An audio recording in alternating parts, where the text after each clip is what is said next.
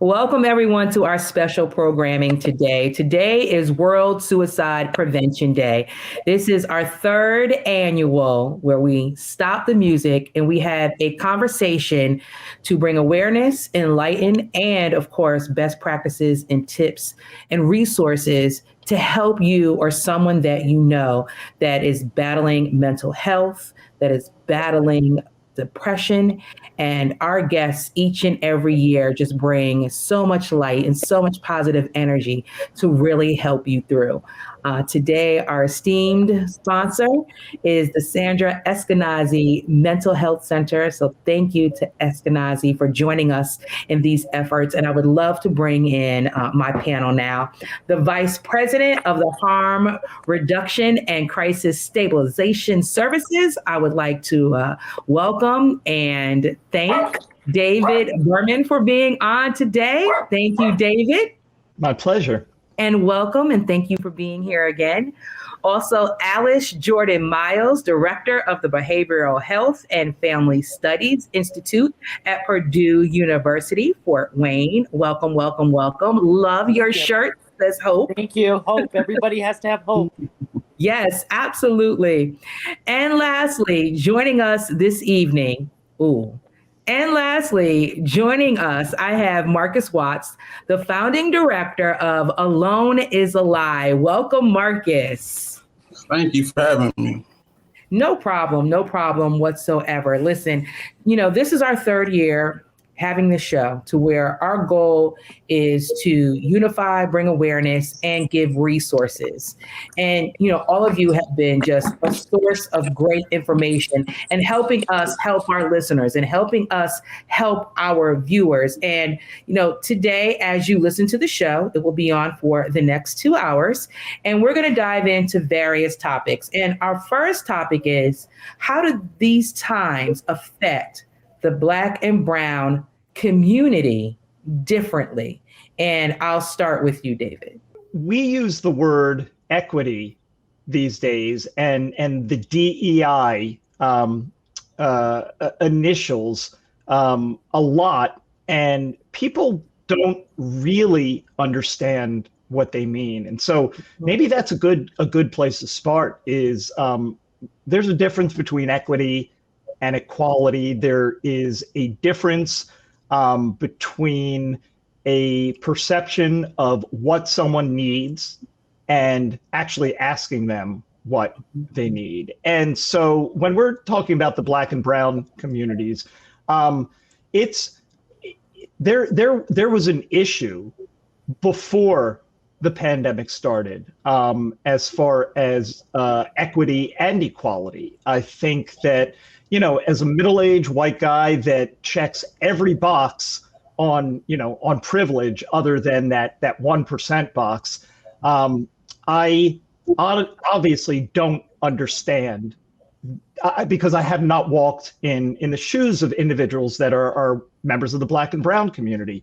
But I know and have seen how the mental health profession, how the healthcare profession in the last year and a half or so has treated so much differently the Black and Brown community, whether it's treatment for COVID and the stories that we have seen and heard. And for every story that we have seen and heard, I am certain there are hundreds and hundreds more that we have not seen and heard, to mental health and mental wellness, and not addressing things in a culturally competent way. And Alice will talk all day about how important it is to find the right mental health professional, what she went through to find the right mental health professional. But let's be honest, when the profession is driven predominantly by white, middle-aged males who have no idea, no understanding of the cultural nuances of Black and Brown communities or any non-white community, there's going to be a problem. And I'd like to think that the last year or so has allowed us to shed a light a little bit brighter on equity and on the need to be more culturally aware, understanding, appropriate. But it's baby steps, and it's interesting. I read an article that was talking about the day of the sentencing for Derek Chauvin, and how everybody took a big sigh of relief and finally we're making change, and how many, like within minutes of the verdict, how many incidents there were that involved intersection of law enforcement with individuals within the Black and brown community, individuals getting shot. We need to be aware and more cognizant and more action oriented 24/7, not just when it's a big media spectacle. So again, my perception is probably very different because I'm on the outside looking in. But I have seen and heard plenty of stories that tells me that we're doing it wrong. I mean, we're just doing it wrong, and we need to do it a hell of a lot better. Alice. Well, I think first and foremost, we need to address the barriers to mental health care for brown and Black communities. You know, there's the lack of insurance, the uninsured, the distrust in the healthcare system overall. I think also, and more importantly, as David alluded to earlier, is the lack of culturally competent providers. I know as a Latina, it is important that we encourage young people to enter the field of counselors. You know, 10, 15 years ago, there was a great big urging for people to enter the, STEM occupations. We're getting to a point that we need to encourage, and it's a dire need of encouraging the younger generation and older generation for that matter, to enter the occupation of mental health care, because there are way, way, way too many people needing the help and not very many people that look like me and you. And it's important because to get therapy, to get competent therapy, it's important that our therapist or the person that we're speaking to looks like us so that they understand our journey, understands our struggles. And, they will also understand and not have to use some of that time to explain the stigma, the cultural taboo that our people look at in regards to mental health care. Many times, I'm a suicide attempt survivor. I attempted suicide when I was 16. And it wasn't because I wanted to die, but because I wanted my pain to end. And my parents never even took me to the hospital. They literally did like a Latino Catholic exorcist which this woman, her name was Doña Lita. She had a first grade education, 2 teeth, God bless her. And she did like a spiritual exorcist on me. And my parents felt that I was cured, and it was never spoken about again. And I get up each and every day. I've been in this field for 15 years, and I do everything I can to encourage help-seeking behaviors, as well as talking about mental health like we do physical health or any other socially accepted disease. Because I realize I have a platform, and my platform is to share and to educate people about mental health. And you can't have physical health or good physical health without good mental health, and vice versa.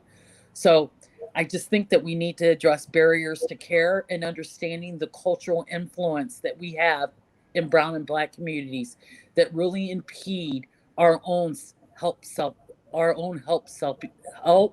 self-help coping skills. Excuse me. Yes, no problem. And for those that are watching now for the first time, or just punching us up on the radio, today we are stopping the music to talk about suicide prevention. It is World Suicide Prevention Day. I have amazing panelists that we're going to talk about awareness. We're going to talk about resources to help you and your loved ones and people that through suicide prevention, depression, and mental health. And I know we're just getting started, but definitely, if someone is listening and they would like to talk to someone right now, you can do so. You can call the Be Well Crisis Helpline. That is 211. Really easy. 211. Give them a call right now, and they will talk to you. We have other numbers and other resources that we will share throughout the show today. And one question that I do want to present to the panel is, when we talk about the Black and Brown community and the lack of trust, right? How do you build the trust and build the trust, right? Build the confidence, but tackle the fear? Wow. Wow. Wow. It's unfortunately that my people often bear a really a very high burden of disability resulting from mental health disorders. And because of that, if those needs are not met early on the onset, then they're facing schizophrenia, being homeless, disenfranchised from their families, and unfortunately, because of the lack of knowledge about mental health, many of our family members become homeless because they're no longer welcome into the homes. And the trust, I don't know, I think that when we are individuals in positions that people look up to, and we speak from a personal perspective, which I often do, contrary to what my mom tells me, don't be telling your business. You don't be telling your business out there. But I also know that I have a very powerful platform, and I lead by example, and I can't expect people to practice things when I therefore won't practice them myself. Marcus, would love to bring you into the conversation. What are your thoughts thus far, and what would you like to add? I think coming from a neighborhood, inner city neighborhood like I did, being a Black man in 2021, I think it was more about like, when will we find the time? My mother find the time to address her mental health needs, or if she felt like she was in a moment of crisis, when does she have time when we're below the poverty line, or when these communities are struggling? A neighborhood like where I grew up, not only the resources, but the time. I got to be at work. My mother worked for the Postal Service when I was a child. So you at work 12 hours a day, 6-7 days a week, just trying to get by. When is she supposed to find the time? In the midst of it not being on the front line like it is now. So now with me, who I also work 60, 70 hours a week, at least it's on my mind. 20 years ago, it's life is hard for everybody. It is no way to blur that line now with the studies and the numbers, but that took time, and it also takes care, I think, to build the trust, even for me personally, who went and sat down in the EAP program through my job. When I do see that middle-aged white man, I already know that you don't understand what I'm about to tell you. So I had my mind made up before I walked in the door. If you don't say the right things to me, I won't be back. That's basically what happened. Right. You're going to say some very cookie cutter, generic type of answers to your questions. I'm going to give you very generic cookie cutter answers because I already have a preconceived notion that you don't understand anyway. So I think we got to get in the communities and show that we actually care, because assistance and caring is not the same thing. I can assist you because I'm getting paid for it and not really care about what you have going on. So the assistance is a part of it, but it's the deep rooted caring about what's going on in the community. And if we can address those things, I think we can make the change. That's such an interesting point. I was watching something on TV with my wife last night, and I don't even remember what it was, but the topic of conversation was exactly what you're saying, Marcus. Well, you're just paid to do it. You don't really care. You are being paid to do this, and you're going to get paid regardless of whether we sit here and talk or whether I open up or not. And that's a great point. Is that how do you show that you care when it's also your occupation? Mm-hmm. And that starts with being passionate about your occupation. Are you in your occupation just because it's a paycheck, or are you passionate about the work that you do? And connecting with someone that's passionate about the work that they do, they're able to break the barrier of trust down a little bit easier. But if you're already going in with the lack of trust, you're already going in with the preconceived notion that you don't care about me, but I need to talk to somebody, I need help.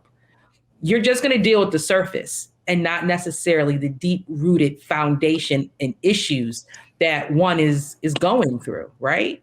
So how can someone that is in need of help, wants to talk to someone, unsure, but just feel this is something I have to do, right?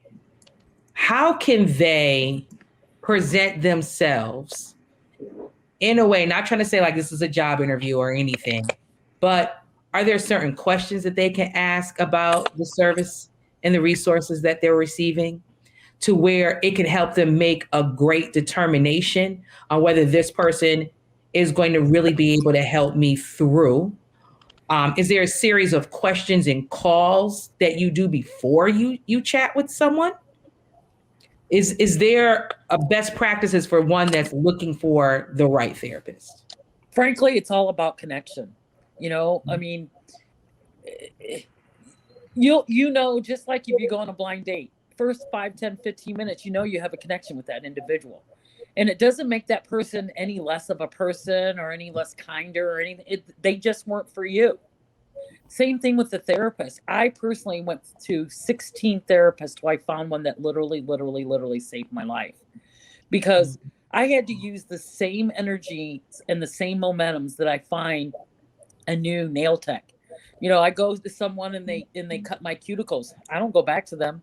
I sure in the hell don't stop getting my nails done. So I need to use that same energy and that same momentum that I have for my physical vainness, for my mental health. Again, and I share that story all the time because, because many times parents, when they call me up and they say, they say that their kid is acting out, yada, yada, yada. And I said, well, have you tried therapy? And they'll say, oh, Johnny tried it. It isn't for him. I use the analogy of this. I go, if Johnny broke his leg at gym class and you took him to get a cast on and you left that cast on for 6 weeks, and you come back to take the cast off after 6 weeks and his leg is still broken, do you still not put a cast on that leg? Of course they do. The same, you have to use metaphors that people relate to. I know that there's so much stigma and taboo about help-seeking and behaviors and about mental health in general. I use metaphors for people to get a better understanding, or they have that aha moment. Oh, okay, I get it. And the thing is that, and I don't say that to be disrespectful to anyone to may not understand the impact or the importance or the gravity of counseling, but making them understand that going to a counselor and talking to someone doesn't make that person any less of an individual. And it definitely doesn't make them a coward. I mean, it's a checkup. I mean, we don't ostracize individuals who go to their yearly annual colonoscopy or their mammogram or their physical or their pap smear. We encourage that, don't we? But when it comes to mental health, we discourage it or make fun of. So I use my platform to always talk about, just because you don't make a connection, on the onset with the counselor doesn't mean that you check it off your list. You owe it to yourself, because you cannot have a physically well life. You can't live a happy life unless you're physically well and mentally well. And they both go hand in hand together. And we need, in our brown and black communities, we need to encourage those help-seeking behaviors and make sure that when we're talking about mental health, that we associate it with other socially accepted illnesses, so that people will get that light bulb moment and say, oh, okay, I get it. Because Mhm. otherwise people will continue to have that stigma or their cultural taboo that getting counseling will make them appear as being weak, and also putting their back on their church or their upbringing of their faith. Because in my community, prayer and saying the rosary and saying an additional Hail Marys and Our Fathers is going to get me out of purgatory because I just attempted suicide. And I don't say that to make light of it, but our people truly hang their hats on ministers, and we all must understand that ministers and pastors and priests, their training is theologically based, not mental health based. And our ministers need to understand that they're in an enormous position of power. And when they have someone, a member, come to them and it's beyond their realm or beyond their familiarity, they need to be sure of themselves in their position to say, hey, Mr. Smith, wow, first of all, commend them for sharing whatever is bothering them. Second, admit the fact that, you know what, the help that you need is beyond my pastoral training, and have that referral list ready to go and an endorsement of them continuing their care with the therapist. That's so important. So important. Yes, everything that you said, that it just rings true. Extremely vital. And we're going to continue our conversation on World Suicide Prevention Day and continue to impact with resources and, of course, instant resources right now. You can text 211. Actually, call 211. That is the Be Well Crisis Helpline. There's someone that can help you immediately right now. And we'll be back with more on 106.7 WTLC.